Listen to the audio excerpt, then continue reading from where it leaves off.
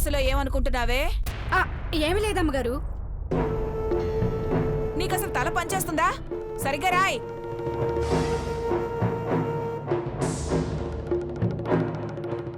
అమ్మా అమ్మా, చాలా నొప్పిగా ఉందమ్మా. నెమ్మదిగా రాయి తల్లి. అట్టగే చిన్నమ్మ గారు. ఏమైంది భవాని? చెప్పుకోలేను బావగారు. అయితే చెప్పకు. అబ్బా అమ్మా.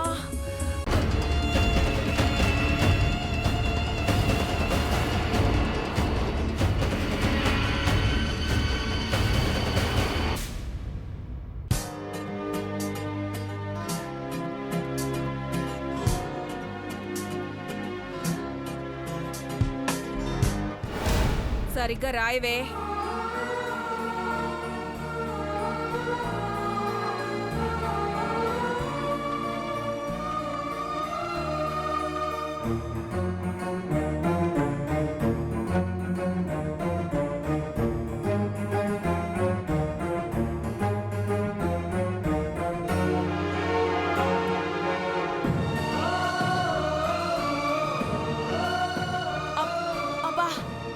మెల్లగా రాయవే, నొప్పిగా ఉంది.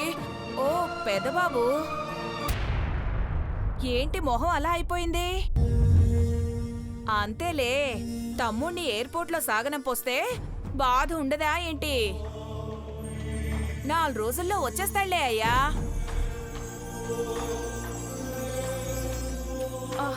అమ్మా, జాగ్రత్తగా రాయ్, నెమ్మదిగా రాయ్ పార్వతి.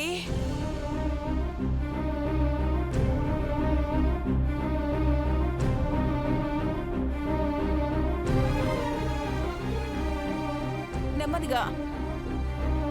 అమ్మా,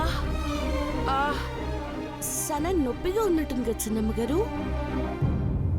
ఉన్నందుకే కదే నిన్ను కాలు పట్టనిచ్చింది.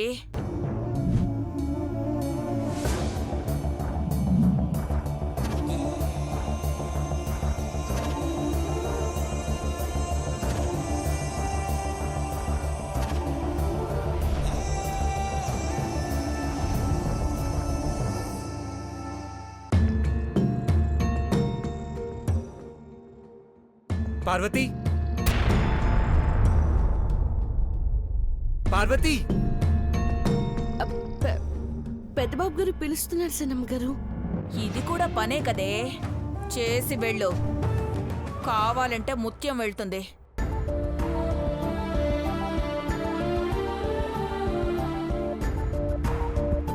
పార్వతి, అయ్యో, నన్నే పిలుస్తున్నారు పెద్దబాబు గారు. నాకు చెవుడా వినపడిందే, వెళ్దూలే. పార్వతి వస్తున్నావా?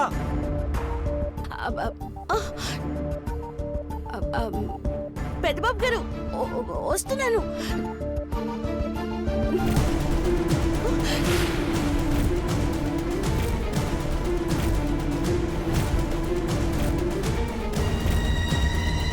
కాళ్ళప్పంటే మసాజ్ చేయకుండా వెళ్ళిపోతున్నావేంటే?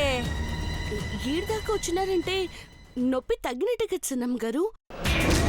తప్పుకోండి, లేదంటే పెద్దబాబు గారే కిందికి వస్తారు.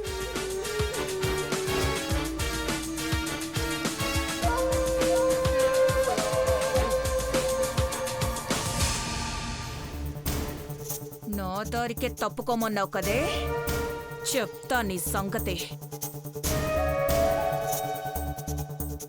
పార్వతి,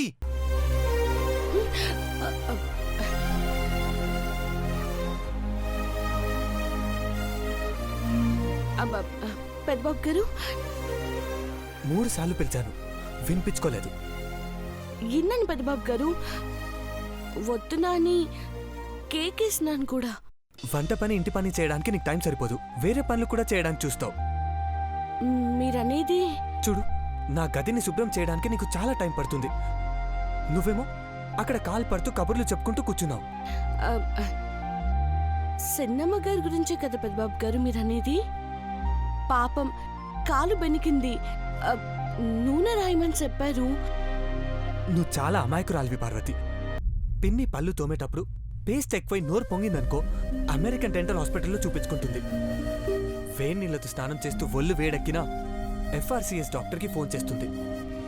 తుమ్మినా దగ్గినా 25,000 ఖర్చు పెట్టే పిన్ని కాలు బెనికిందని 10 రూపాయల నూనె తీసుకొచ్చి నిన్ను కాలు పట్టమందంటే ఏంటి దాని అర్థం? నిన్ను అవమానించాలనే కదా? నవ్వుతావేంటి పార్వతి?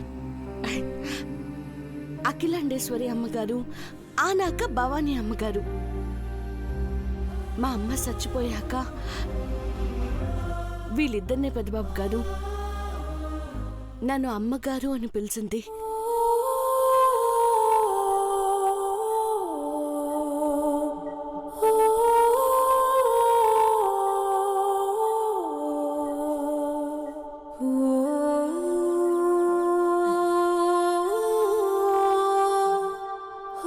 మా అమ్మే బతుకుంటే నా కాలు బెనికింది, కూసంత నూనె రాయమంటే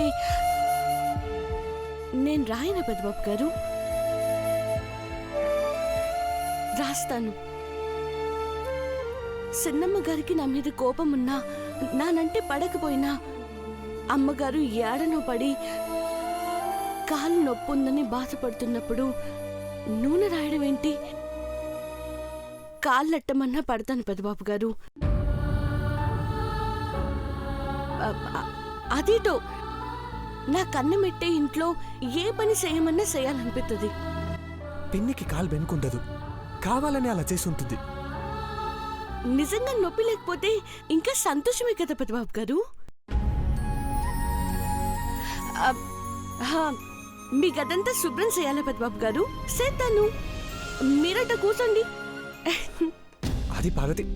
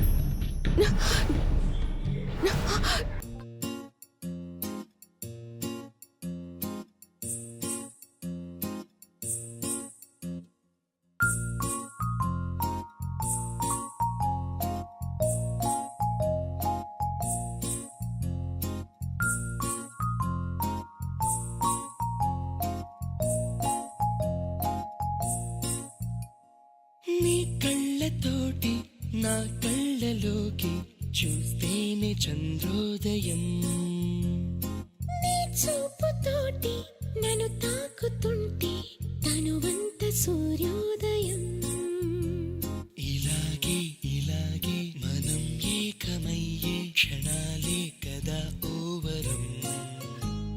అలాగే అలాగే ప్రపంచాలు పలికే కథవ్వాలి మనమిద్దరం. నీ కళ్ళతోటి నా కళ్ళలోకి చూస్తేనే చంద్రోదయం, నీ చూపుతోటి నన్ను తాకుతుంటే తనువంత సూర్యోదయం.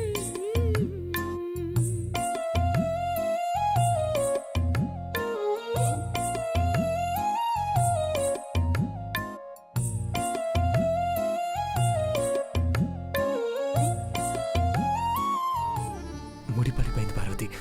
ఇప్పుడెట్ట పెద్దబాబు గారు?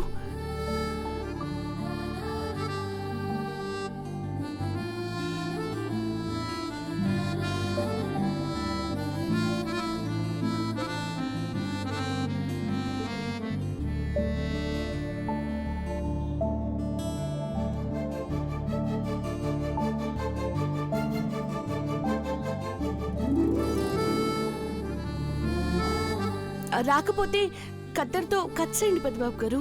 వద్దు, నీ డ్రెస్ పాడైపోతుంది, నేను తీస్తాను.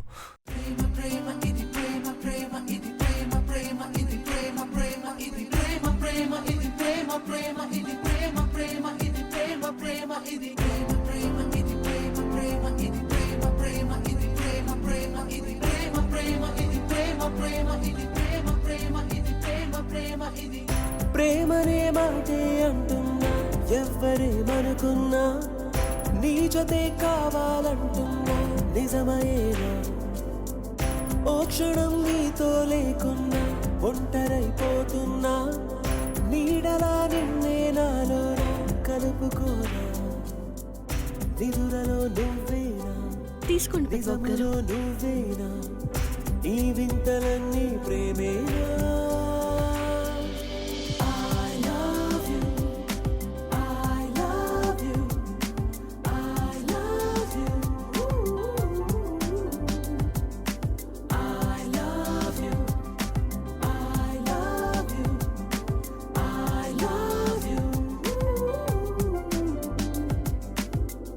ప్రేమనే మాటే అంటున్నా, ఎవ్వరేమనుకున్నా థ్యాంక్ యూ పార్వతి. నీ జతే కావాలంటున్నా ఆ, నిజమయేనా? ఆ, ఇప్పుడు ఏ టనలో మర్చిపోనాను పెద్దబాబు గారు. నీడలా వెల్కమ్ అనాలి, లేదంటే నో మెన్షన్ అనాలి. అదేదో గమ్మీషన్ లా ఉన్నది. వెల్కమ్ పెద్దబాబు గారు.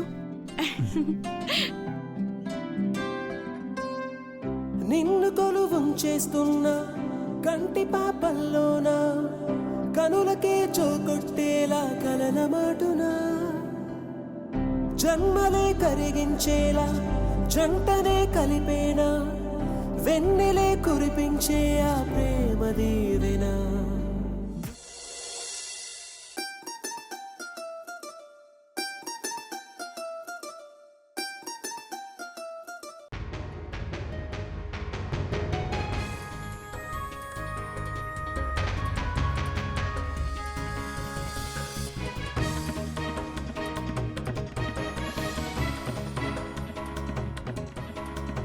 Breaking news. ఉదయం 11:35 శంషాబాద్ ఎయిర్పోర్ట్ నుంచి జైపూర్కి బయలుదేరిన విమానం గల్లంతైందని సమాచారం.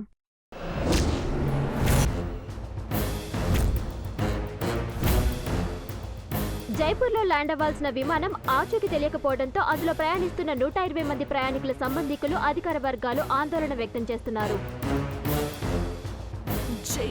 జైపూర్ విమానం అంటే చిన్నబాబు గారు, చిన్నమ్మాయి గారు ఎల్లి విమానమే. ఏటీసీకి ఫ్లైట్ కి మధ్య ఉన్న సిగ్నల్స్ కూడా డిస్కనెక్ట్ అవడంతో విమానం ఎక్కడైనా కూలిపోయి ఉండొచ్చని భావిస్తున్నారు.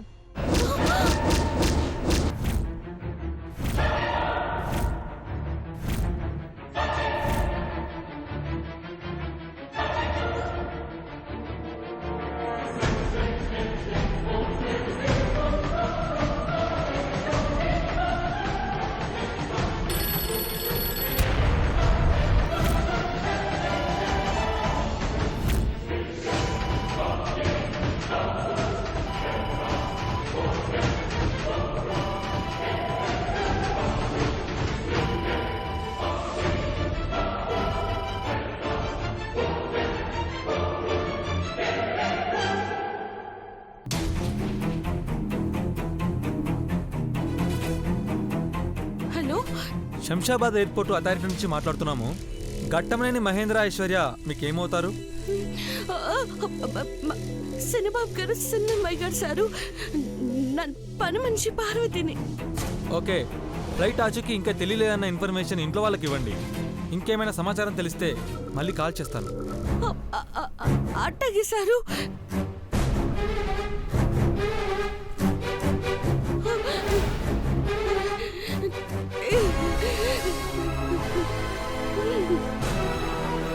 జైపూర్ విమానంలో ప్రయాణిస్తున్న వాళ్ళంతా ఏమైపోయారో ఏమో అని పలువురు ప్రముఖులు దిగ్భ్రాంతిని వ్యక్తం చేస్తున్నారు.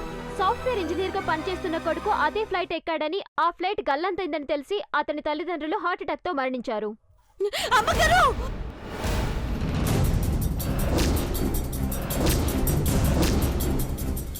పార్వతి గొంతులో ఉంది. చూద్దాం కదా.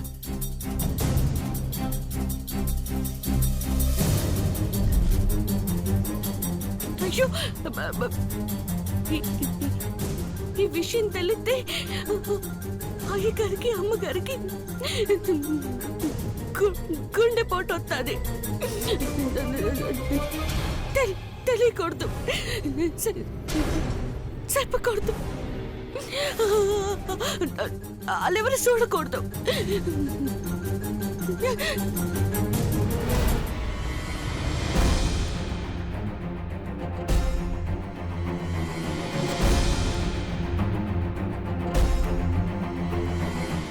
పార్వతి, ఏమైంది?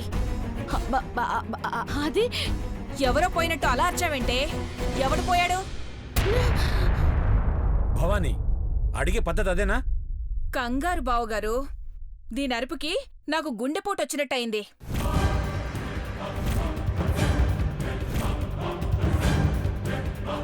పార్వతి, ఎందుకలా కేక పెట్టావు?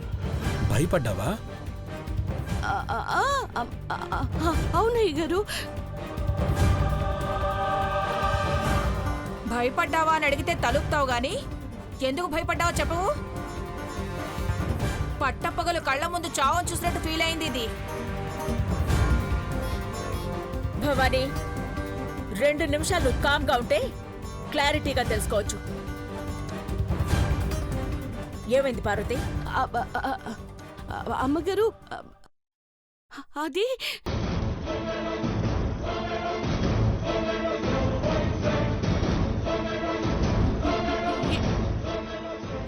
ఏమవుతుందో ఏటో అని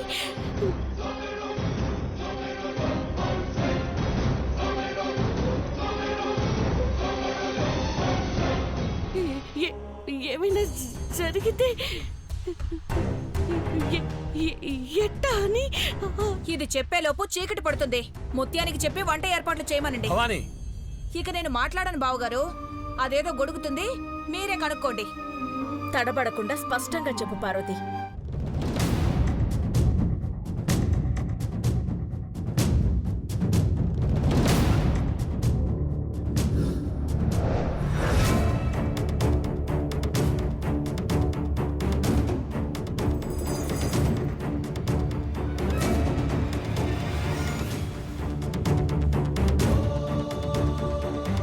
ఆలోచిస్తున్నావేంటి పార్వతి? చెప్పు. అది అయ్యగారు,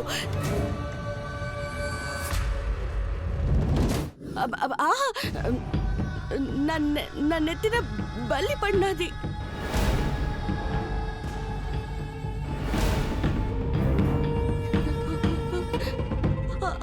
అందుకే హార్సేసిన.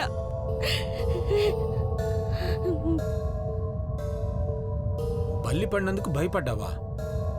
తల మీద పడితే మృత్యు భయం వెంటాడుతుంది అంటారు. ఆ శాస్త్రం తలుచుకునే నువ్వు కేక పెట్టినట్టున్నావు. నువ్వు చూడ్డానికి సన్నగా రివటలా ఉంటావు గాని గట్టి పిండానివే. ఇప్పట్లో నీకు పిండం పెట్టర్లే. భవానీ, కొంచెం అయినా కామన్ సెన్స్ ఉందా? ఏంటా మాటలు? సారీ అక్క, ఫ్లోలో వచ్చేసింది. నెత్తిన పిడుగు పడినా మనం అరవం కదా. ఇది బల్లి పడితేనే అరిచిందేంటబ్బా అని కొంచెం ఎమోషనల్ అయ్యాను. పార్వతి, నువ్వేడు పని చూసుకో.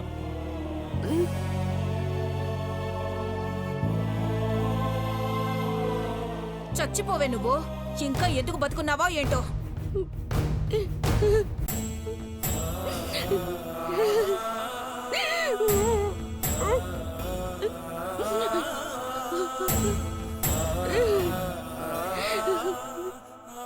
అమ్మగారులకి ఈ విషయం ఎట్టా చెప్పాలా?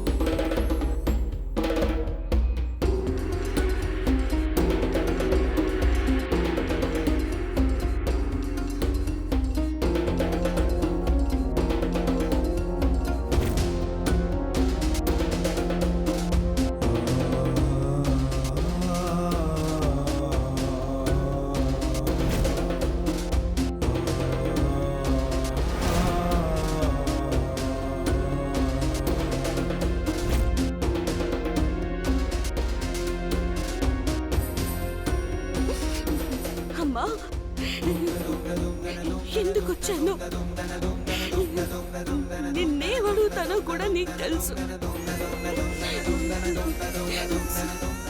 చిన్నబాబు గారు చిన్నమ్మాయి గారు క్షేమంగా ఉన్నారని ఇంట్లో వాళ్ళు అనుకునేలా అబద్ధం ఆడినాను.